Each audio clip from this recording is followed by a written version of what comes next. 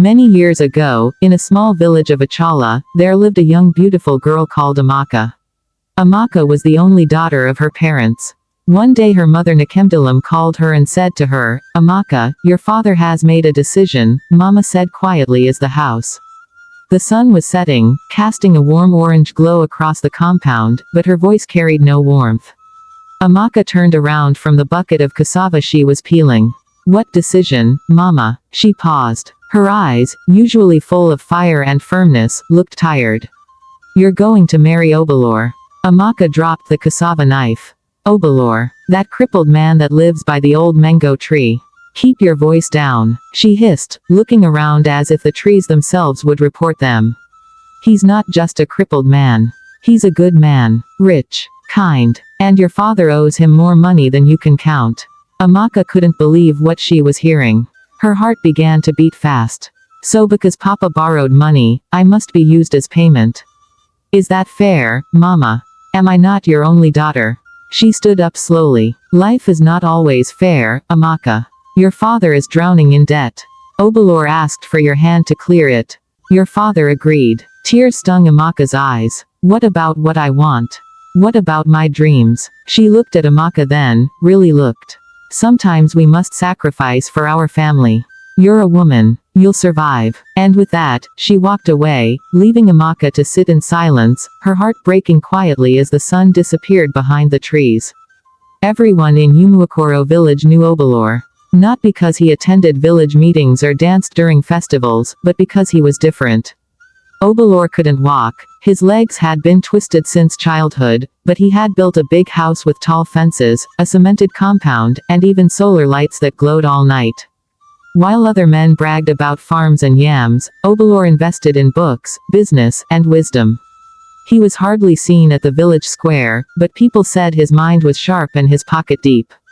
Amaka remembered the first time she saw him. She was 10. He was reading under a mango tree, legs folded oddly in his wheelchair, glasses on, and a dog sleeping beside him. She had dropped her ball, and it rolled toward him. He looked up, smiled, and passed it back gently. "Be careful next time, young lady," he had said. That was the only time they spoke. Now, years later, Amaka was being forced to become his wife. When Papa came home that night, Amaka confronted him. "Papa, please. I don't want to marry him. I want to go to school. I want to be free." He lit his pipe slowly. "Amaka, do you think I don't love you? Do you think this is easy for me? I nearly lost our land last year. Obalor paid the debt. Now he's asking for something in return. What can I do?" Amaka wanted to scream, but she only whispered, "So you're selling me?" He looked away. "I'm trying to save us." The day of the wedding felt more like a funeral. No music. No laughter. Just murmurs and whispers. Her hair was done in tight braids. Her white gown was simple, borrowed from her cousin. The church was small, and only a few people came. Obalor was wheeled in by his cousin, Chuka. He wore a white shirt and a black suit. He smiled at Amaka. She didn't smile back. When the pastor said, "Do you take this man to be your lawfully wedded husband?" She hesitated. Obalor leaned forward and whispered, "I know this wasn't your choice. But I promise you I'll never harm you." Something in his voice made Amaka say, "Yes." The ceremony ended quickly. They rode in silence back to his house. His house was beautiful inside, tiles, curtains, even a TV in the bedroom. But beauty meant nothing to her. That night, he offered her the bed and slept on the couch. "Good night, Amaka," he said softly. She didn't reply. Days passed. Amaka did what she was supposed to do, cook, clean, wash, but she hardly spoke. Obalor never complained. He always thanked her for every meal. He asked about her health. He talked about books, the news, and the village. But she only nodded. One night, Amaka woke up and heard him praying in the living room. "God, I know she doesn't love me. But help me to be a good husband. Help me make her smile one day." Her chest tightened. She covered her head with a pillow and cried silently. The next day, he asked, "Would you like to learn how to use a computer?" She said nothing. He nodded. "It's okay. Maybe tomorrow." He wheeled himself back to his office. It was the rainy season. Amaka went to the backyard to fetch firewood. The ground was slippery. She stepped on a stone and fell hard. Ah, my leg, she screamed. Obalor was inside, but somehow he heard her. He rushed out, calling Chuka. Get the car, he shouted. Amaka's hurt. They lifted her into the car and took her to the clinic. He stayed by her side, holding her hand as the nurse treated her leg. You'll be fine, he whispered, wiping her tears. That night, he didn't sleep. He sat beside her, watching over her like a hawk. When she woke in the middle of the night, he was still there, reading. Thank you, she whispered. He smiled. Always. Something changed after that day. Amaka started noticing things. How he laughed gently. How he treated the gate man like a brother. How he loved to watch birds.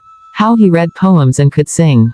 One afternoon, he asked again, want to learn how to use the laptop? She nodded. He clapped like a child. That day, he showed her how to type. How to browse the internet. How to write stories. They laughed when she made mistakes.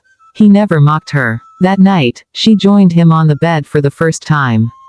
He didn't touch her. He just whispered, thank you for trusting me. And she slept peacefully. One sunny afternoon, Nonso returned to the village. He was the boy Amaka used to love before all this madness. He came to their gate and called, Amaka, it's me. She went outside. Nonso, what are you doing here? I heard you married that cripple. You don't belong here. Come with me. We can still start again. Before she could respond, Obalor came out. Nonso stared. So this is the man.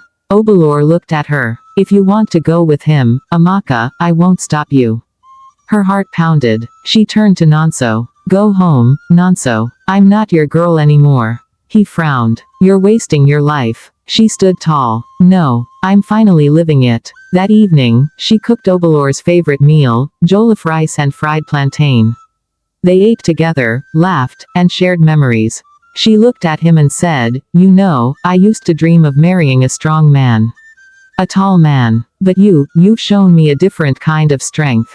He smiled. You gave me a reason to wake up every day. Months passed. Amaka went back to school part-time. Obalor opened a small shop for her. She wrote stories and he edited them. They built a life together. People in the village stopped whispering. Now they said, see how love has blossomed. Yes, Amaka didn't choose Obalor at first. But love found her when she least expected. And she chose him, every day after that. Many years passed, and the bond between Amaka and Obalor only grew stronger. Their home, once filled with silence and uncertainty, now echoed with laughter, shared dreams, and quiet understanding.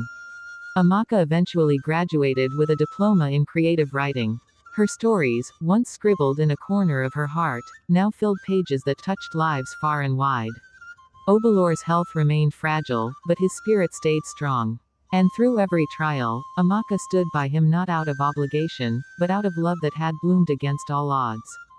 They became an example in Yumuokoro, not just of a successful marriage, but of how kindness, patience, and genuine care could heal even the deepest wounds.